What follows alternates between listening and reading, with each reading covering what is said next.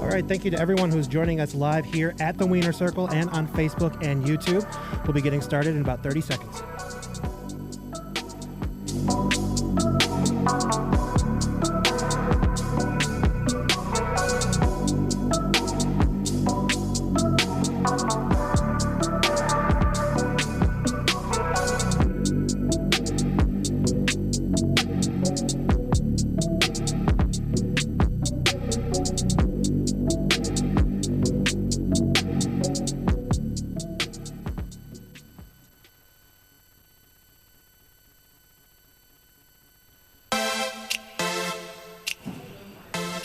What's up, everyone? We're coming to you not from Zoom or Wintrust Arena or the Sun Times office. Nope, we're recording this live from the iconic Wiener Circle.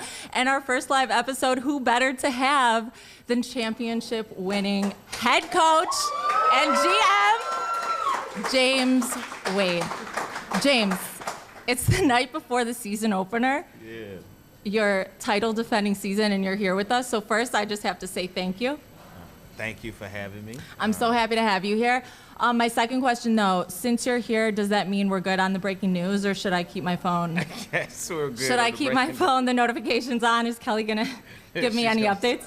She's gonna see. Right now, we're good. You know, we've solidified our roster. Of course, we're having, a few hardships to play tomorrow. Right. They still have to clear waivers for us to actually sign them, but for the season, our 11-player roster is pretty much set. Right. I'm glad you brought this up right now, because let's just get right into that, because I think for a lot of fans, it gets a bit confusing with the hardship contracts, it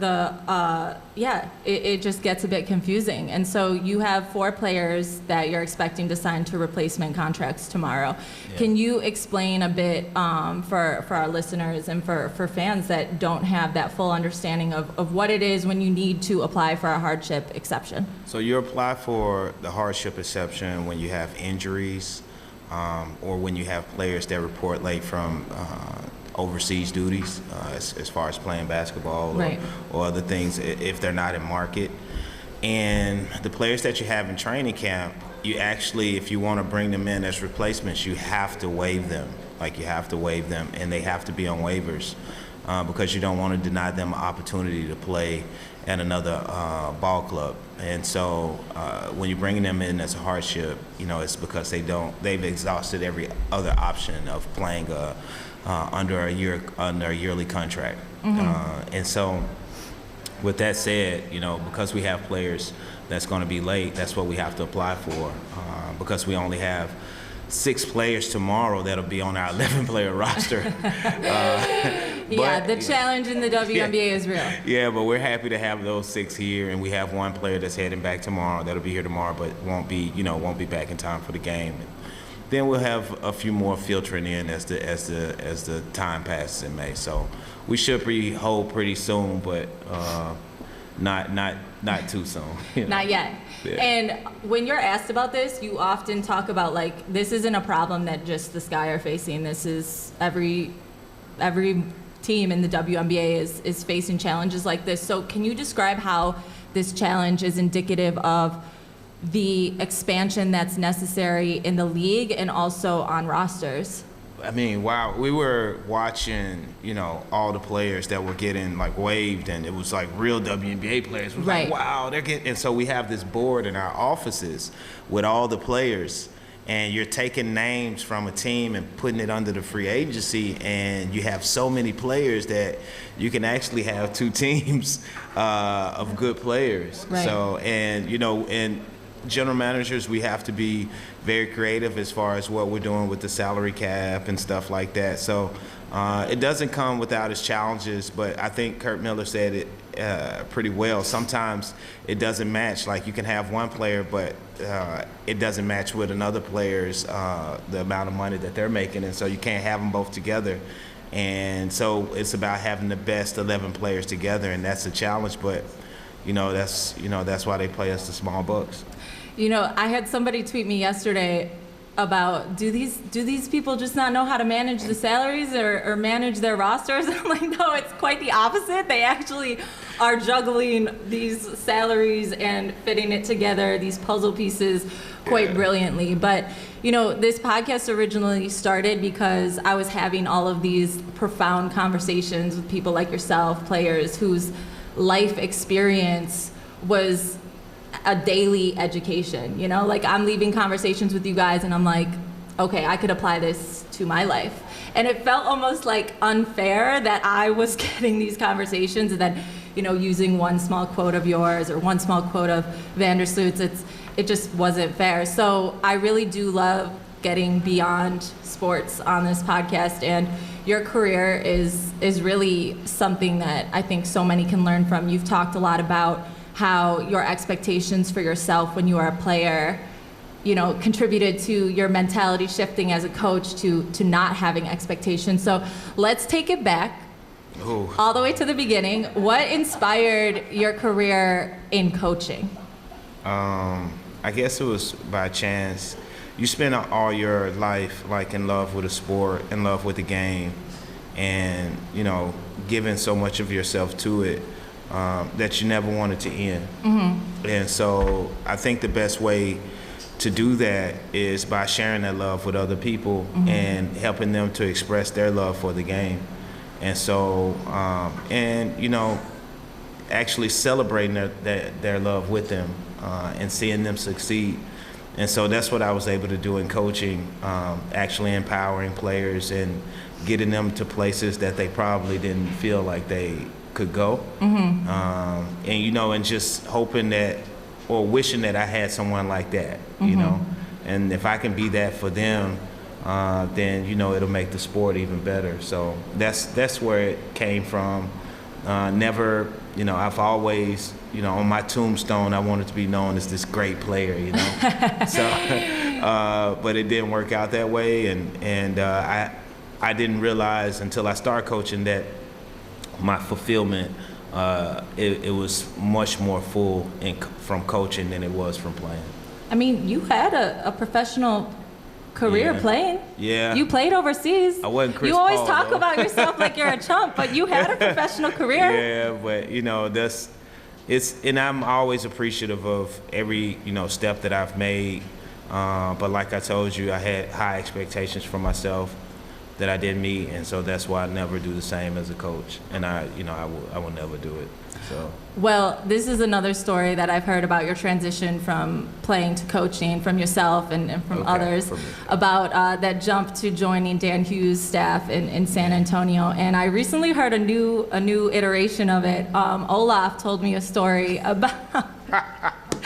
If you read the special edition, you already know about this story. But Olaf told me a story about, the first time he met you and Edvige. Edvige is James's wife, for those who don't know, a silver medalist. She's the GOAT of the family, in my humble opinion. But you come to the Stars practice, and she introduces you to Olaf, and she says, "Can you put him through a workout?" Yeah. So what happened next? So I didn't know Olaf, mm-hmm. but I knew Sandy a little bit. Yeah. I talked to her a little bit, and they were telling me, and I was playing overseas at the time, and mm-hmm. I was at home on vacation during the summertime, and Edvige was playing. And so Sandy was standing up. We had this balcony with track over the top, and Sandy was standing down watching. I was like, I'm gonna play a trick on Olaf. And Edvige told him, like, could you work my, she asked him if you can work my husband out. He's, he has a little kink in his shot, Yeah. And Olaf was like, sure, that's what I do. Okay, bring him to practice. And I got to practice, and so I told him, I was like, yeah, I got this hitch in my shot. I don't know, I just need to fix it, whatever. And he was like, how long you been playing professionally? I was like, for like 8 years. He was like, okay,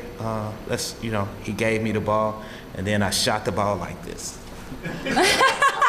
And so I looked at him, and Sandy was looking at, and his eyes was like, and he's a nice guy, right? And so he doesn't want to, it was like, he was like, oh my Even God. when he told me the story, he was like so kind about it. He was like, yeah, he did this thing, and it was just the weirdest shot I'd ever seen in my life. Like, he wasn't even like, what the F? Like, he didn't, it was just like.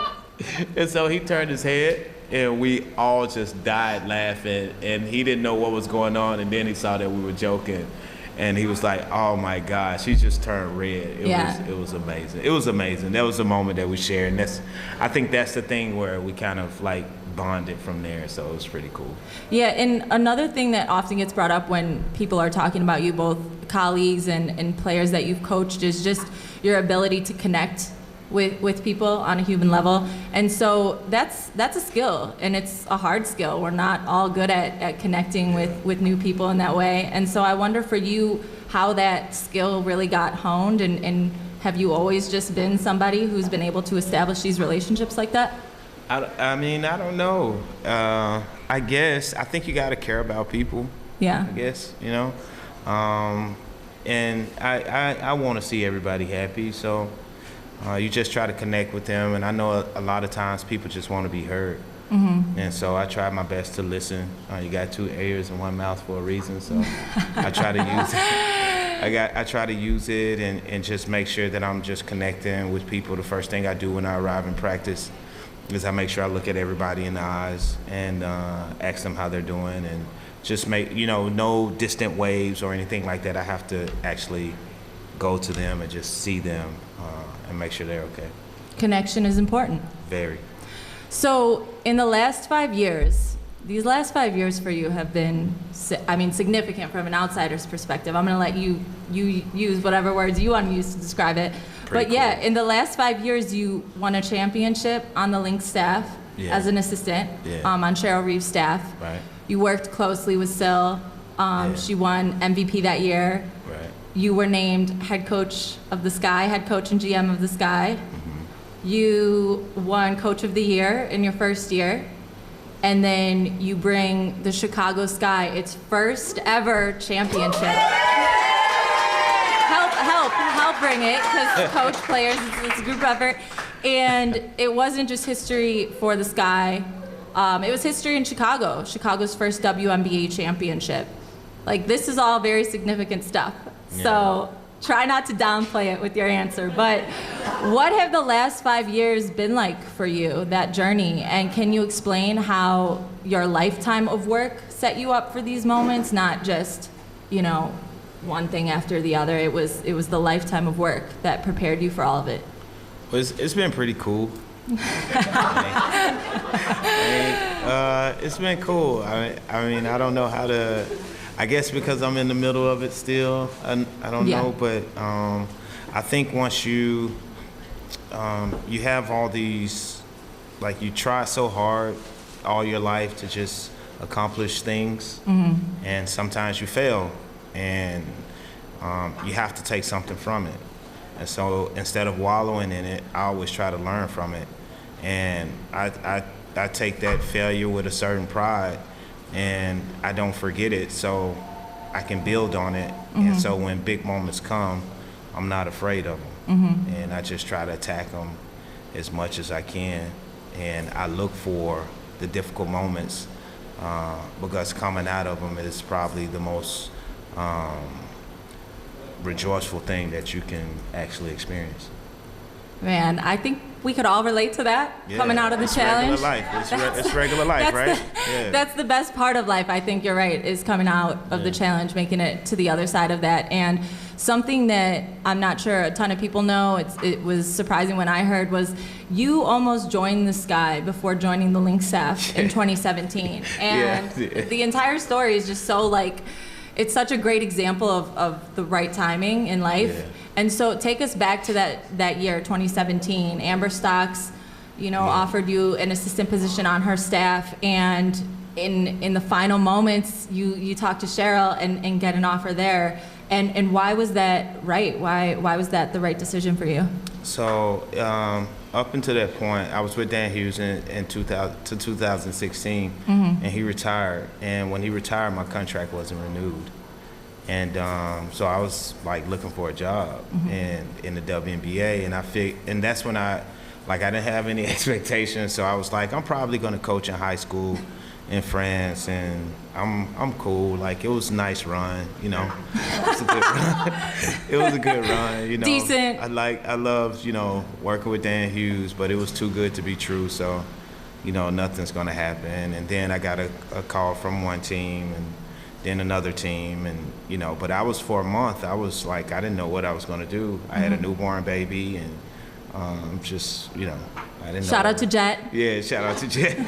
He's not so newborn right now. And we didn't know what we were going to do. And then, a couple of coaches called. And so this is why me and Sandy Brondello are so close. And I have a lot of respect for her. Dan was retired and Sandy was coaching in Phoenix, and she didn't have any spots on her staff. But both of those coaches, they called other coaches in the league, and they were just calling saying, man, he's a nice guy. And I didn't know what my son, I was just trying to provide for my son. And so that was a tough moment for me. I still remember it was a real tough moment for me. And then all of a sudden coaches start calling, and Amber got the job and she called, and I was so appreciative of her. I was really appreciative of her just giving me an opportunity to be back in the league. And so after that, Cheryl called me, but she called me on the wrong phone. and Amber, I was so close. I was like, yeah, just give me the weekend. Yeah. And Dan called me and was like, hey, Cheryl's been trying to call you. And so I checked another phone because I live everywhere and I have so many phones. I checked another phone and it was Cheryl on the line saying, hey, how would you like to be a part of the Lynx? And I'm like, her voicemail was just a straight up job offer. It's just, mic drop. How would you how would you like to be a part of the Lynx? And I was like, get the out of here, man. Cheryl, we just came off. I was on the worst team in the league, and I'm going, would have the opportunity to go to Minnesota. And so I called her back, and she was like, you need to come. We want to, fly you in and interview you here. And so and it was the weekend that I was supposed to give Amber her response. And I was like, give me a couple of days. And she was like, okay. And so I saw everything they had to offer. And she said, the one thing that we're going to allow you to be yourself. And, we're going to challenge you to be a winner. And so once that opportunity came, and I'm like, okay, I'm going to coach for something, not to just be coaching. So we're coaching to win. And she challenged me from that day. And, I accepted the challenge, and, the rest is history. The rest is history, all right. So a significant takeaway from that is just the importance of giving yourself time to make an important decision. Yeah. So what advice do you have in that regard about the importance of taking a beat, taking a breath before jumping into that next big opportunity? I think it was circumstance. This was kind of led. This I'm not gonna say I mastered that. I took my if she wouldn't have called, I would have been in Chicago 2 years earlier. Okay. And so, and just that was the first time I think in my coaching career that I had the opportunity to make a decision. It was the first time I was a free agent, and the first time I actually had multiple offers on the table. And so, it served me well to, actually sit down with my family and kind of see what situation best fitted, not just me, but my family. And it was the first time, because my son was a newborn, that I was making the decision for everybody. And so that was interesting in itself. It's me and my wife, us together, we can just go anywhere and do anything, and when it came to his well-being, it's where would he fit in? How could, where would we live, do all this stuff. And so I felt like a grown-up for the first time. For the first time. So another moment of divine timing in this guy's history that I just really blew my mind when I heard this story was that Courtney Vandersloot could have gone to the Stars in 2011 had Pokey Chapman not been the coach, not known she was going to draft her with the third pick. Right. Dan was set on selecting her with the 6th overall pick in the 2011 draft. And have you ever had a conversation with her about the fact that you guys could have met up all those years earlier, or has that ever come up between the two of you? Yeah, I mean, we've had our run-ins all the time, and I knew about this story with D-Rob because he took D-Rob with the 6th pick instead of because Sloot wasn't on the board. And we've met at different places in our lives, in Spain in a bar where I was DJing, She'll tell you about that story. You weren't actually DJing. I was DJing in the bar. That wasn't my job. Wait, hand to the Bible, you were DJing in the bar. I was DJing that night, but it wasn't my job. What was the bar in Spain? I got to do my job and fact check. I forgot the name of the bar, but we were all like, I was there to like look at Team USA, and I was there like going to see Candace and a couple other players that I knew, Sue, and so they were playing horrible music, and I was like, let me DJ. Let me up here. Yeah, and so he let me DJ, and so I was DJing for a little bit, and I was playing like the same 12 songs, but they were really good. What was one of them? I don't know, like maybe Notorious B.I.G. was one of them. Okay. Yeah, and then we DJed for a while, and until Sue Bird broke the turntable and they kicked us out. So do you believe in divine timing then, of like there are certain people in your life that you're really meant to cross paths with? Yeah, I think so. I really feel that way.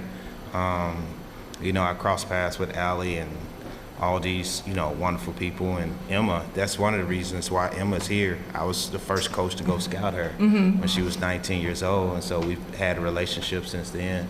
And so I really believe in that. Candace, I've known her for a long time, and I have so many different connections with so many players here. And just going back to Stu, I was the coach that's like really pulled for her when we drafted her in San Antonio. So, and never would have thought like back then when we were on that losing team that we'll be winning the championship together. So, no, I believe in divine timing. And it's worked out so far. So it's worked out. Yeah, a little bit. A little bit. Yeah. So you brought them up, Sloot, Allie, Emma, and these were 3 stars in free agency. And I'm just speaking for myself, but this free agency period was wild. It was entertaining. From a reporter standpoint, like I was not bored. For you. I wasn't sleeping much and I wasn't bored. So your mission going in was to re-sign the core. That's what you said from the very beginning. Yeah. And then you go out and get 2019 WNBA Finals MVP Emma Miesemann. Right. You signed Julie Alleman, and you also bring in Ann Waters. So before free agency begins, like how are you prepping yourself? How are you mentally getting yourself ready for this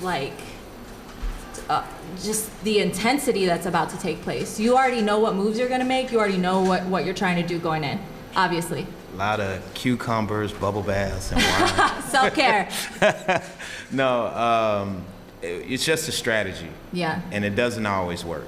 Right. And so you have to have like your plan A's, your plan B's, and plan C's. And so we went into it and we tried to strategize, and at the same time, you know that you're probably going to lose some of your staff because your staff are such great people. Right. And so you have to like strategize and try to figure out what you're doing on that front, and then what you're doing on the player front, and calls that you make in December to teams. They have no interest. And the pot gets a little warmer by January, and they start to have interest, because even when it came to Julie, like it was no interest there early to get her when we called the team early on, and it changed over time.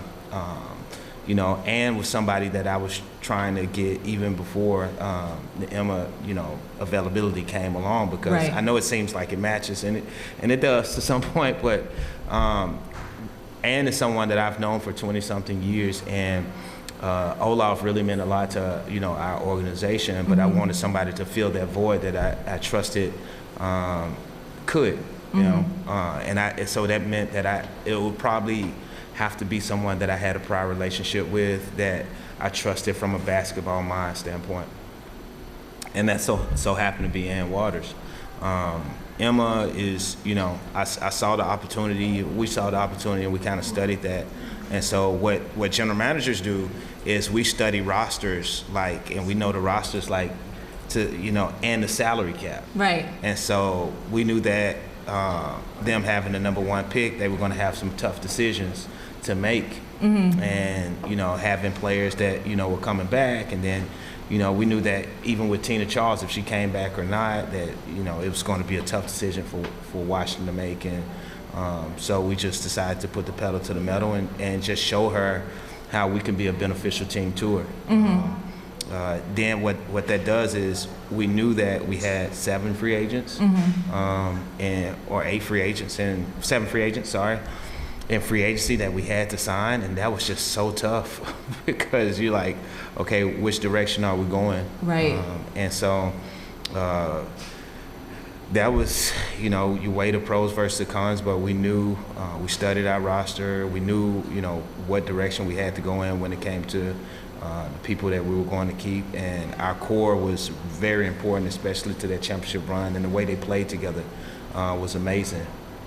And I mean, the lineup combination of the starting 5 that we had, it wasn't even close. I mean, you guys enjoyed it. Yeah. It was an enjoyable run. It was nice, right? It was nice. Well, like, that's what we do. We study these numbers sometimes. We lean on the eye test, but we study the numbers sometimes where we saw that they were like a plus 20, the starting 5, and it was like, okay, whatever we do, we have to bring them back. And I just wanted to bring the players in that was going to complement Candace and complement Z, and we knew that would salute Allie and Kai, and we thought that Emma would do a great job of that also, and like, now I think we have a great complementary team. Now it's just about putting it together, and I was like, if I could be the weak link for this team, then I think we'll be okay. So I'm the weak link, I think. Good on paper is what you said to me yesterday, and tomorrow it's got to show up. But before we get into what is about to be your guys' title defending season, we got to go back for a minute. You talked about your connection to Sandy Rondello and your friendship with her, obviously your friendship and working together with Olaf.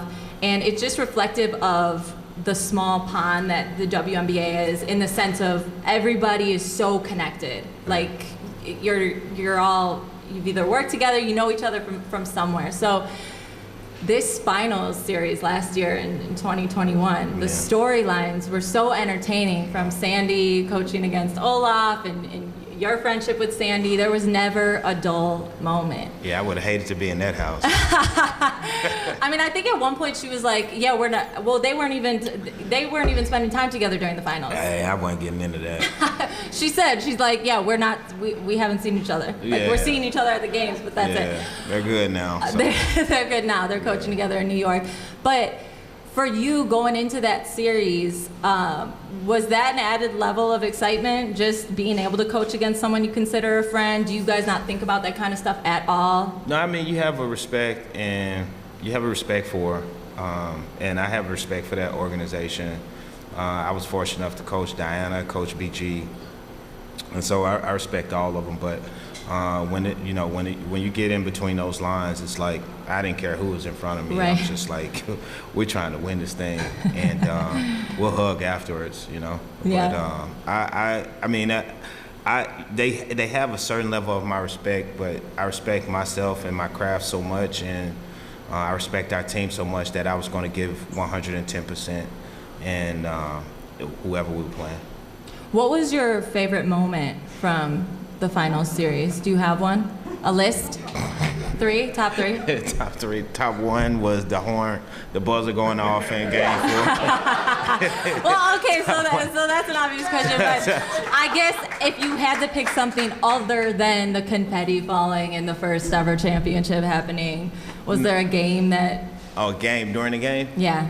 Oh, man. When, I guess Game 3, when we blew them out by 36, right? That's a record. That's a record. That was an entertaining one. Yeah, that was entertaining, and that was the first finals game since 2014, and the games, it left a bad taste in the fans of Chicago's mouth. Mm-hmm. So for us to let them know that we arrived and we're here, I thought it was amazing. I'll tell you one thing that really gave me goosebumps was the fact that we had a packed house, and the Bears and the Packers were playing across the way. Right. I'm like, I was scared because I'm like, it's the Bears and the Packers. I've heard about this ever since we're gonna have 10 people at the game, and everybody showed up and showed out. It was like amazing. The energy was amazing. So, it was great. It was great. Game 3 and 4 really were special to see the sold out crowds, but you brought up BG and your two relationship goes way back. You coached her for 3 years in Russia, and it's been 77 days since she was wrongfully detained. And this week, the U.S. State's Department, announced their reclassification as her being wrongfully detained. And I wonder if you could share with us, how this announcement shifted the league's mentality from being mindfully private at the request of those close to her to now being vocal and making sure that she's constantly brought up and the priority of her getting home is communicated. So I think I'm like everybody else, okay, we want to bring her up as much as possible, but I understand in the beginning when you talk about strategy, and the most important thing is, even more than awareness, is that she's safe and that we're doing the best thing to bring her home. And so from what I understood is at certain junctions of this 77 days, it was about, hey, let's go about this a certain way. And so now it's a different tactic, and so we're going to do whatever we can to bring her home, and the WNBA is going to do whatever they can, and we have confidence that our government is going to do whatever they can to bring her home safely, sooner rather than later. Of course, we wish it was yesterday, and we wish she wasn't ever detained. But just the person who she is, it's more than basketball at this point. She's a human being with a family that really cares about her, and a WNBA family that really cares about her. And she's, one of the faces of our league. And I've coached her for 3 years. She's one of my son's favorite people. She was there at 2 of his birthday parties, and he knows her very well, and she brings him gifts, and she's a gentle giant. And so to actually wrap your head around that she's in a place where she's being detained and she's not comfortable, that's heartbreaking. And so we're going to do whatever we can to support whoever we need to support to help get her home, and we hope that our society can understand that this is a pressing issue that needs to be addressed, and whatever we need to do, we have to do it. Absolutely. We're all going to clap for that. Each team is honoring BG all season long. The league is honoring BG all season long. But do you have a specific plan in mind, or what have you communicated with your team as far as just making sure she's top of mind for you guys, whether it's before games, after games, in practice? Do you guys have anything special? We have consistent discussions. I know players and myself have reached out to her, and have been able to contact her, and we're just trying to support in whatever way we can. We don't have our full team together, but I've had discussions with players separately on separate occasions. I had one the other night with one of our players, and we've discussed ways that we can help her out or help bring awareness to BG and her situation. And so we're still talking about it and brainstorming about it and trying to do whatever we can. But it's not about Phoenix Mercury at this point. It's about the person, it's about the WNBA, and it's about her, how she represents this league and has done so as a top level. And when you say you've been able to communicate with her a little bit, what has that communication been like? We've written letters. Okay. So we've written letters to her, and they've made sure that she's gotten those letters. So we just made sure that everybody's writing her and making sure she has stuff to read and stuff like that. So try to bring a little light to her and let her know that she's not forgotten about. That's beautiful and really important, and it's important what the league is doing as well, honoring her all season long and making sure that she's top of mind all season long, like you said. And transitioning here to a different topic of conversation, but you brought up Chicago, and you know, the Packers and the Bears playing during the finals, and that worry about. It was actually during the Connecticut series. Okay, so the semifinals. It was during the semifinals. Yeah. But when you arrived in Chicago, what was your thoughts on the sports landscape you were walking into, and the job you had ahead of you of taking up space in this very saturated sports landscape that, you know, has a lot of championships to its name? Well, I knew it was a basketball town. I knew it was a sports town. And I knew that the Chicago people were blue collar and hardworking. And that's all they wanted to see on the floor. Right. Something that's, you know, that kind of represented them. And, you know, that's all we wanted to give them. And, you know, I didn't put any expectations, but I just felt like we were going to win. And that's what I sold to Slew and Allie. And Michael, I was like, Michael, yeah, we're going to win. Don't worry, we're going to win. But yeah, you sold them on that years ago. Yeah, I did. The first meeting. Yeah. 2018. That's right. Max and Benny's. Max and Benny's. We're going to win. And that was it. And it was like, how you going to do it? Don't worry about it. Just leave it up to me. So now, since the championship, how has the energy shifted? Do you feel a shift here in Chicago and more acknowledgement for the Sky? Yeah, I feel it. Like, people know my face even with a mask on. It's pretty cool. Like, yeah, you're getting stopped at the grocery store? Yeah, we get stopped at the grocery store, in the airport. You know, it's pretty awesome, you know. Just being a part of the history of Chicago. Such a rich culture of sports. And they love you, and they're going to love you hard, and they're going to support you, and they're going to support you hard, and I'm here for it. So I think my personality matches this city, and you know, I've grown a love for this city that's unmatched, so I'm down with it. Yeah, do you feel like a Chicagoan now? Yeah, I do. When did that happen? Because Chicago is tough to feel that like welcomed vibe in. I think after the bubble, when we came back to Chicago, I was so happy to be back. Because we spent so much time in Florida, and it's funny, like, playing with Chicago on your chest, but being in Florida, it's just not the same thing. And so once we got back, we were so happy to be back at home in our gym, in our practice facility, and representing the city. And so as the time went on, I think at the beginning of the season in 2021, there wasn't a lot of fans that was allowed in the games. Right. And so as more and more fans came in, you can really feel the energy of the city just come to life. So that was pretty awesome. You know, you said something yesterday to me at practice about being a lifer in the WNBA. Yeah. What is it about this league that makes you confidently committed to this league for life? So when I met my wife, she was trying to get into this league to play. And so that was a journey for the both of us to try to help her get into the league. And so when she got in it, we you know, it was like I got in it too. I was so appreciative of that, and just following her career and following the players in the league and knowing what it took and how hard it was. What's happening right now, players getting cut and not making it and going overseas and doing all this stuff, this has been happening for a long time. But because of, you know, the popularity of the league is starting to take more and more, you know, people are starting to pay attention to it, that, oh, it's great players that aren't in the league.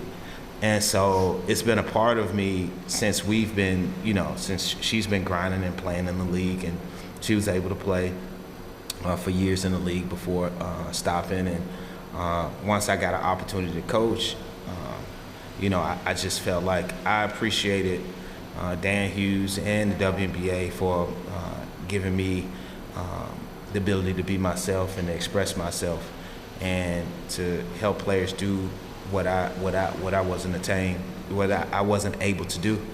And so, you know, for me, I just feel like it's home. I feel like this is the place that I get to be myself and get to be with people that are so unique and interesting, and have a passion for the game that supersedes money. And it just, it's all about the joy of the game and how much they love it. So if you had to predict when fans will see expansion, whether it's on rosters or with new teams, what's your prediction? This is just a prediction. We're not holding you to it. 2072. No, I'm just I don't know. I don't know. Like, I don't know. Maybe 2-3 years. If it's, it's just me guesstimating. Yeah. Maybe something like that. 2-3 years, I guess. You hear like it's a lot of pressure. I'm just waiting for Elon Musk to go on. Say I bought Twitter, now I'm buying a WNBA team or something like that. He could the whole league. Yeah. Jokes, but you spoke on Media Day a lot about this title defending season because obviously that's the topic of conversation for everybody. A team hasn't done it since the 2001-2002 LA Sparks. And that's a long time. Right. So firstly, what is it about this league that makes it so hard to repeat? And I know you've said previously that you haven't done it or this is your first time at an attempt, but... I don't know if it's hard or not. Okay, so at the end of the season, we'll have to ask you that question again? Yeah, that's when you ask me but I don't know if it's hard because it ain't me. Okay, we'll revisit that question at the end of the year. We will. But more, you talked about that knowledge of what you guys went through last year, maintaining the knowledge and the experience of what you went through last year and what it took to get there and kind of forgetting about the desire to repeat almost. Right. Can you explain that balance and how you go about getting a team to understand that balance? I had like a good example for that earlier and I forgot on the way here. I don't know. It's like, you have food in your refrigerator, and you're not defending it. You're going out and going grocery shopping again. Like what's in your refrigerator is in there. So you got to go out and go get groceries again. And you're not thinking about, okay, that was a bad one. Hold on. Let me see. Okay. Dang, I had such a good one and I can't even think of it. You also said people are looking at you like you've gone from the hunters to the hunted.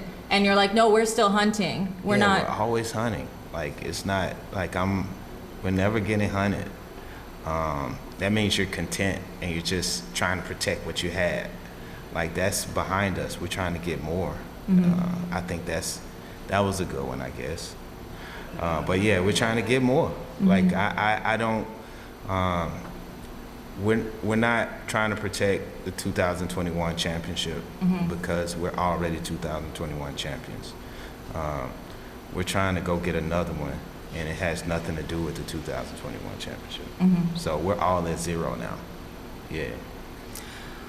A player who's made a significant difference on this team, I mean, they all have, but one specifically is Candace Parker coming home, and that free agent signing wasn't just significant in Chicago, but in the league in general. Yeah. Can you take us back to that conversation you had with her at dinner in Atlanta and how you sold her on making that decision to jump from the team that drafted her to her hometown team? Yeah, I was like, I got you. I got you. It was just that simple. I got you. You don't got to tell us our secrets, or your secrets, but like maybe just a little bit of how you got her here. I think the thing is that, and the same thing that was told to me, you want to be in a situation where you can be yourself. Yeah. And you want to trust that you can be. And you want to be around people who are going to allow that and people who are going to celebrate you. And so that's what I tried to just tell her. Like, if you want to be yourself, if you want to be celebrated, come to death row. No. I'm just no. No, you didn't. No, but y'all got that one? Y'all got that one? A little Suge Knight reference. No, I was like, just if you want to be yourself, just, come here. We'll help that. We'll help that. We feel like you would compliment us and we can compliment you. Yeah. And no better place to do it but to do it at home. And it helped that we had so many people that had a relationship with her. Right. So many people that coached her. Mm-hmm. Tanya Olaf coached her, and myself, I had a relationship with her. We had a team that was enjoyable to watch, enjoyable to play with, and we just felt like she would be a perfect match. So it was me kind of like showing her how those pieces fit with the napkins and the spoons and stuff on the table. Yeah. Perfect, and you got it done. Again, leading to one of the most significant free agent moves in the league. And this season, this team is different than last year's team. And something you said last year was that you're not out here looking for players that need to get up, 25 shots a game. You're looking for players that are going to play team basketball, that share the ball, that any night anyone can go off. And adding Emma, she's another player that can do that. And so what are we going to see from this team this year that might surprise some folks? That maybe is a little bit different than what we saw from your team last year? What we're gonna see, I don't know. No expectations. No, but I tell you what we'll see that's different. We're gonna see Emma. We're gonna see Julie. That's different. That's different. I might grow an afro this year. Okay. I don't know. Something. I don't know. You can't give away the game plan. I got it. But tomorrow is the season opener. Yeah. LA Sparks, and everyone's been anticipating this matchup between Candace and her old team for a year now. I think people are really amped about it. She didn't play against them last year. Right. So this is like, this is going to be big. A big deal. And it's the home opener. It's home opener. And after defending the title. How did that work out like that? Somebody knows what they're doing. I don't know. Somebody in marketing planning knows exactly what they're doing. Works out, right? Yeah. And the fact that she's a champion, I think, helps it. She's done a lot for that franchise, for our franchise, and for the WNBA in general. Mm-hmm. And tomorrow night is going to be a great night to kind of see all that come together. Mm-hmm. To see our old team and our new team, and on a night where she's the banner won't be raised, but it's going to be some partying, I'm sure. And a celebration. And it'll be a celebration. So it's going to be a whole bunch of things come together in her home city, and so it's going to be cool. And she deserves that so much. Mm-hmm. So I'm just happy that I'm just a part of it, Mm-hmm. part of it. So it's pretty cool.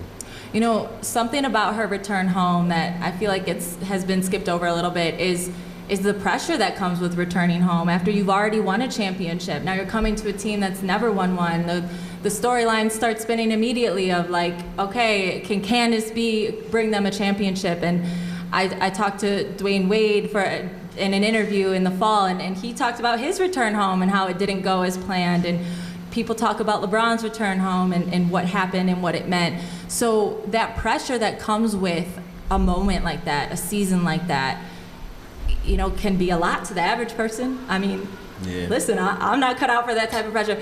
So what can you say about how Candace handles pressure that's just, special? It's amazing. The fact that she was able to come into the league and win MVP and Rookie of the Year in the same year, have a child, then come back, be better. Right. And, LA, known as a glamorous big market team, and she was able to carry that franchise on her back for years, and take them to a championship and win a championship. She's done it all. She's won at every level and every place that she's been. And so for her to do it here, she just needed some help. And who better to help her than Vander Quiggs and Ka and Steph and, all these players. And so we were just trying to, create some history and create some magic, and we were able to do that. Absolutely, you guys were able to do that. And you mentioned Ka, and everybody called last year's season a breakout season, but you all season long were like, you guys, this isn't a breakout season. She's been doing this. We knew she was going to do this. Like, can we all stop calling it a breakout season? Yeah. So can you speak to the evolution of Ka's game and the work that she's put in to have earned 2021 WNBA Finals MVP? So she's just special. She's a special person, and she always thinks about others, and she just want to win. So she has a motor and a willpower that's undenied, and you guys could see it.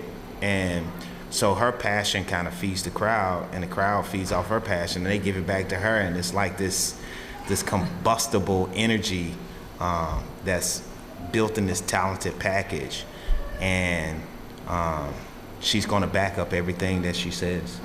And that's one player that you just don't bet against.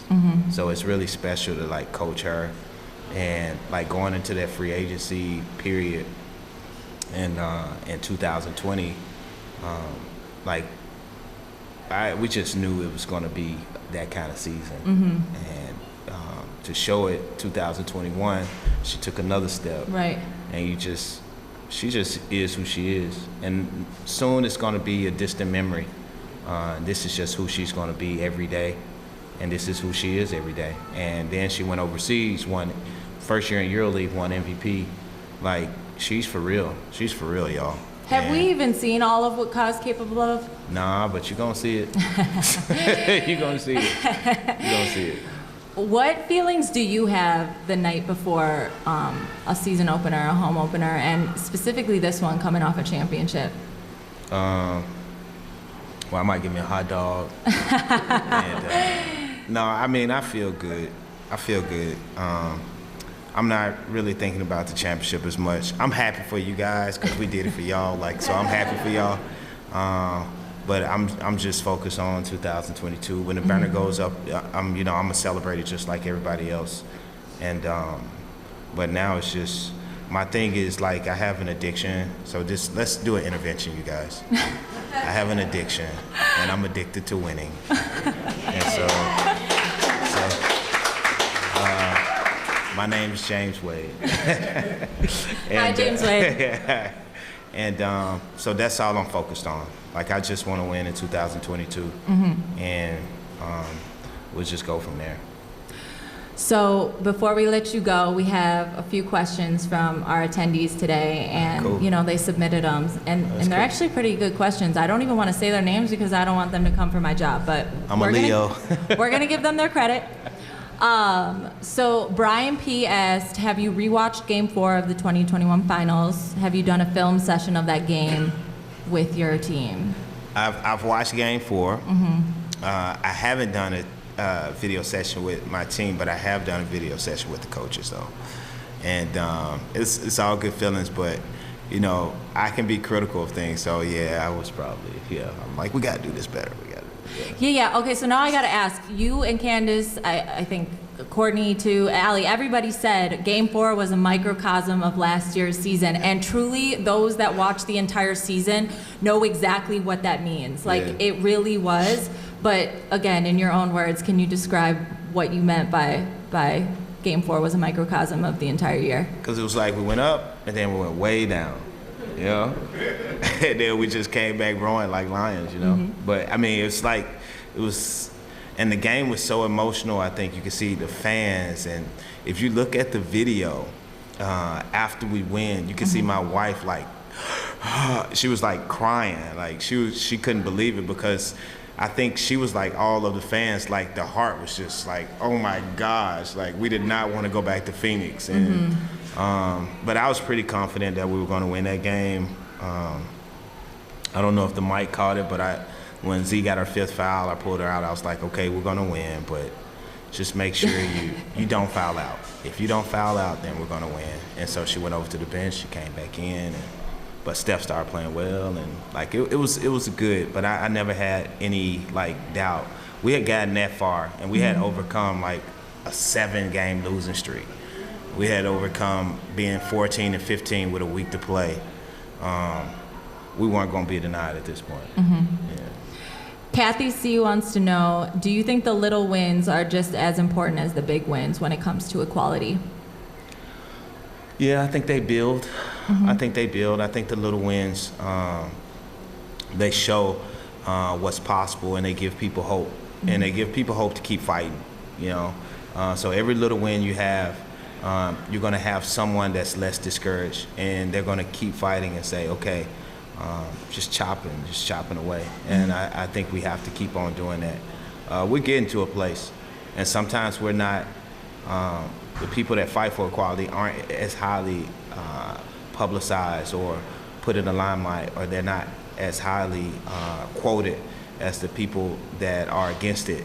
But you continue to be that way, you'll see that we're actually the ones that are in the majority, sorry. Right. Yeah. That are moving the needle. Yeah. Marquita Wiggins wants to know, CP3, Candace, Sloot, Quigley, Emma, Azrae, and Kalia are guaranteed starters on any other team. So who's coming off the bench? Me? I'll be on the bench. That was you that asked that question? That's a great question. That's a good question. That's a good question. I don't know. Who you think? I don't know. You the coach. Well, I think something that you said to us, like the reporters, you were like, there's so many different lineups that could work. Yeah. So will we see more inconsistency when it comes to the starting five than we did last year? I don't know. I only got 6 players here, so this is gonna be an easy one tomorrow. Who's the starting five tomorrow? Tomorrow, let me get it out. This is a good one for you guys. Okay. So tomorrow it'll be Sloot, Dana. Yes. Yeah. Dana, Z, Emma, and Candace. Yeah. So.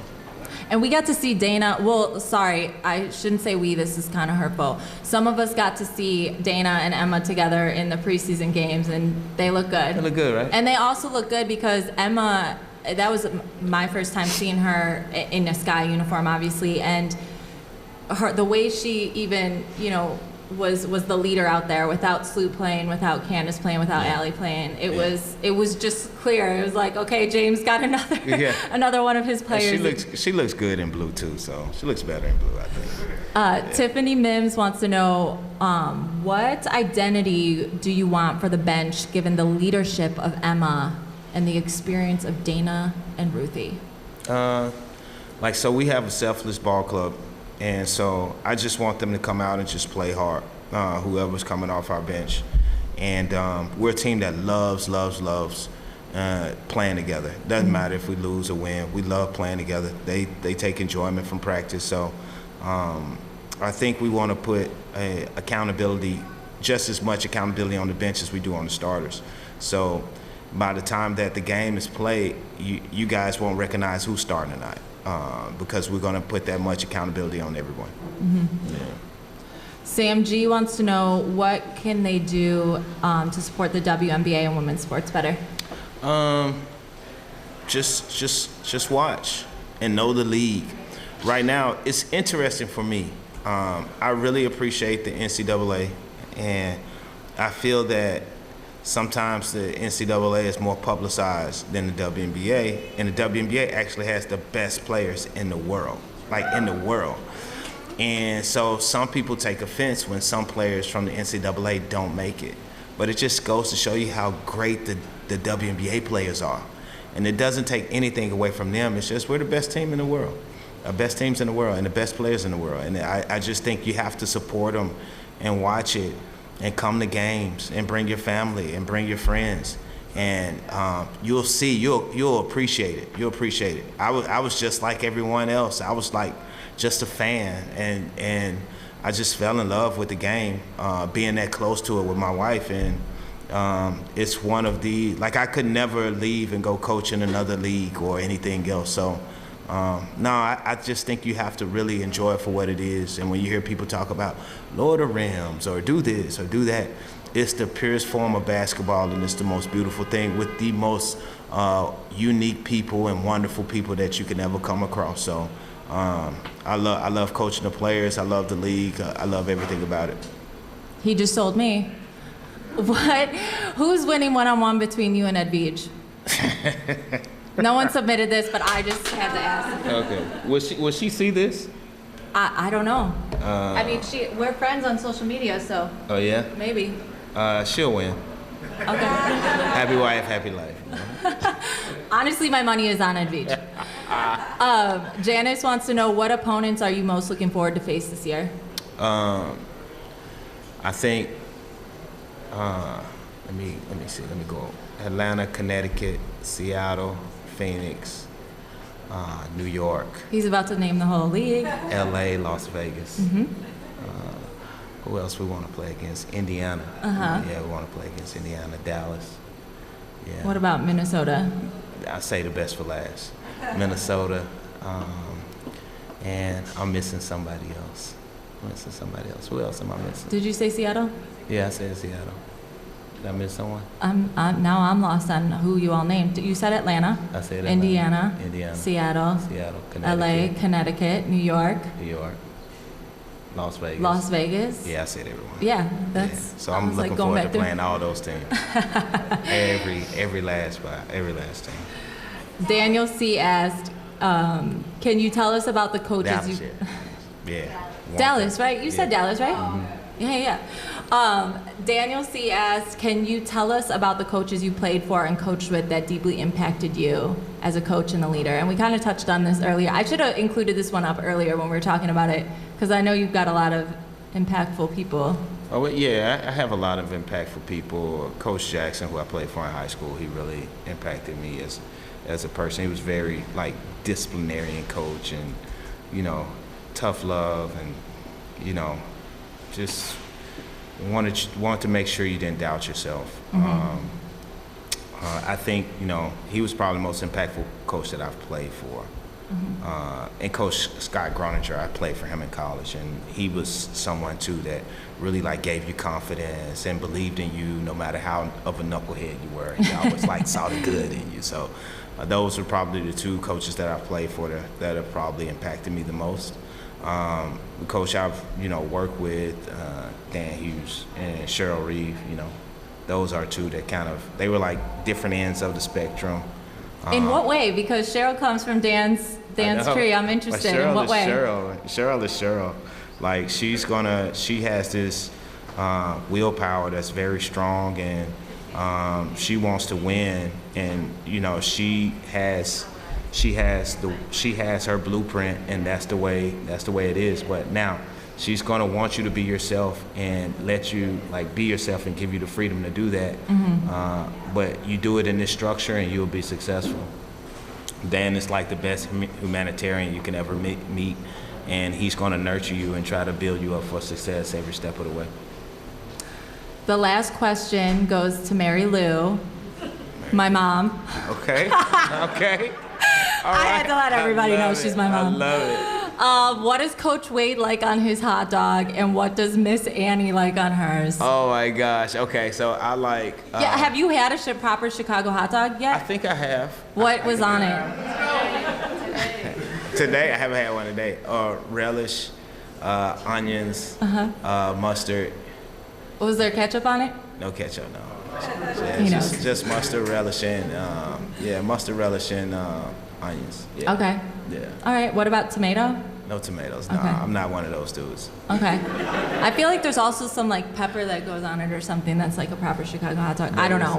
We gotta ask. But you don't the put experts. ketchup on your hot dogs, right? No. Yeah, I know. What's that? I just like mustard and onions on mine, Mom. Amazing. James, tomorrow is the season opener.